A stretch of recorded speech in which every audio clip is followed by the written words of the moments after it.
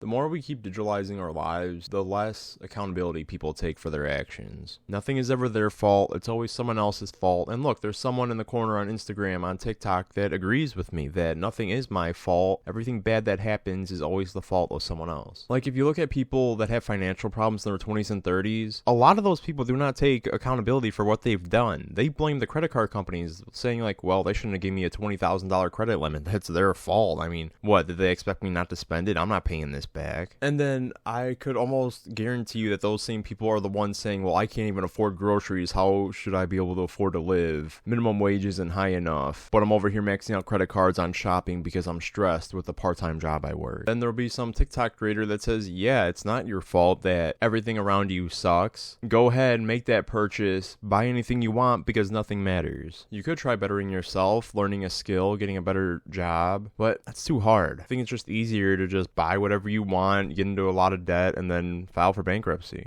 because who cares? Another sector where I see this a lot more, and I've seen it a lot the past few years, is relationships, and how people cannot hold themselves accountable in relationships. I've seen so many people say they went on over 50 dates and they just can't find anybody. And there's one consistent factor in all 50 of those people. You are the single consistent factor. If nothing isn't working out and you're going through that many dates, you're the problem, not everybody else. And this extends to relationships too. You see men online saying women are the problem, and you see women online saying men are the problem. And the real problem is nobody knows how to keep themselves accountable and actually learn. It's much easier to point the finger and say, well, she broke up with me, so women just suck. Even if he never listened, if he never cared, if he just did his own thing the whole time. And the same goes the other way also with women, where, well, he wasn't giving me enough attention, he wasn't giving me this or that, and she never asked for it, she just expected for him to read her mind. I mean, this is like very common. You're choosing who to date, and if those people keep turning out to be bad people, that's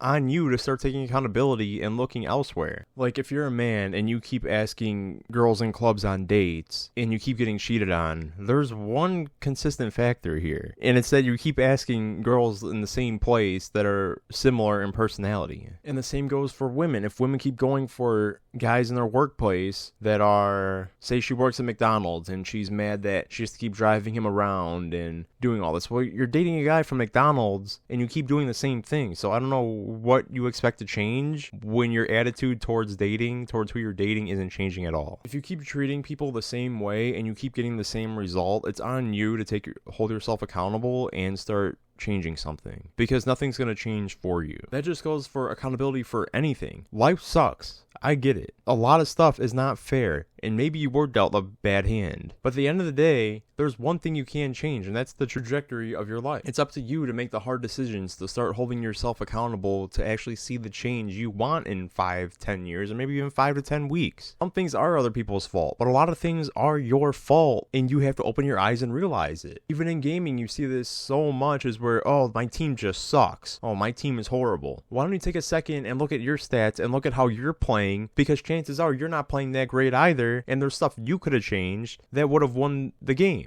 Maybe you're just not as good as you think you are, and that's okay, but it gets annoying and to a point where stop saying you're so good when you're not. You're a bronze, you're a gold, you're a silver player, and that's just how it is. And you see this in forums all the time. You see this on Reddit, on TikTok, about how brain dead teammates are. Dude, you're the brain dead teammate. I get it. Sometimes you are not at fault, but a lot of times you are also at fault. Sometimes there's literally nothing you can do about it, but most of the time there is something you could do about it. But it's hard to actually be insightful and look at those things. The only way you're going to actually improve anything in life is if you focus on what you can actually change and start holding yourself accountable for the mistakes you're making for every aspect in life. And that's hard. It's hard to hold yourself accountable, and it's hard to actually stick to a plan, and it's hard to make change because you're used to a routine and you don't want to change that routine, but you have to be uncomfortable in order to see the change you want in your life. You need to stop doubting yourself and actually just start doing things, not just be like, oh man, I'm such a loser, no one's ever gonna love me, and then you go on TikTok or YouTube, Reddit, and you go on Confirmation, you see other people in the same situation as you, and you're like, see, this is everybody else's problem too. Like, people are also experiencing this, so it's not just my problem.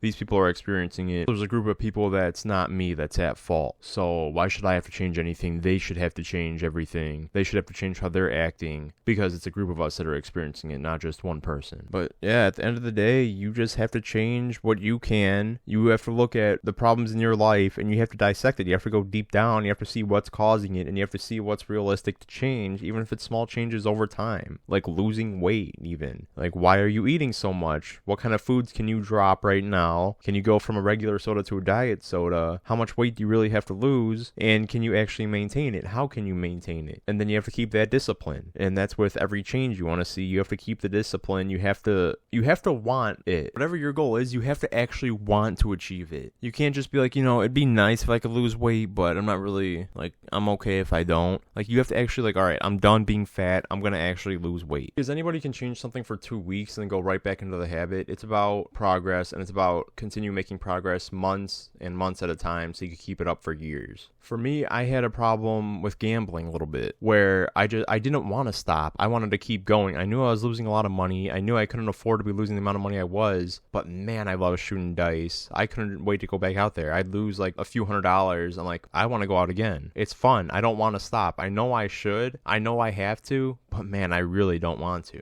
I am able to get it under control, but it's hard. You have that urge where you just want to do something you're so used to and you like doing, but it's about finally taking accountability and stopping whatever is bad for you and overcoming those urges. Especially if you have something bad like an addiction to anything, like that's tough. That's really hard, and I feel for you if you're going through some kind of addiction, and it all starts with accountability. Stop blaming other people and start working on yourself. And please do not look for confirmation bias online, because you will find it and you're going to continue the bad habit. Like going back to the shopping example, if you see other people overspending and they're trying to justify it, like, oh yeah, but it's just money, it's just this, I'll get it back. And then you're like, oh, so this person's doing it and they're just fine, so if I keep doing it, I'll be just fine. Or if this person's experiencing dating problems and those are the same problems I'm experiencing, well, it means other people have to change and I'm not going to change myself. Just work on yourself. End of the day, you're never too old to start holding yourself accountable. You're only truly finished when you're in hospice, when you're on your deathbed and you can no longer do anything and your life's cut short. Anyway, let me know what you guys think down below. Be sure to like, comment, and subscribe, and I'll see you guys in the next one.